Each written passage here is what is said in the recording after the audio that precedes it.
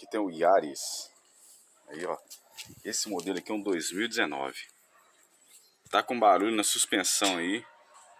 Sabe que o amortecedor tá bom, beleza, tá boa. Uma das causas é essa aqui, ó. Olha pra vocês aí, ó. Vê. Olha a bucha dessa balança aqui, ó. Olha. Não sei se dá pra ver. Olha como é que tá toda estourada.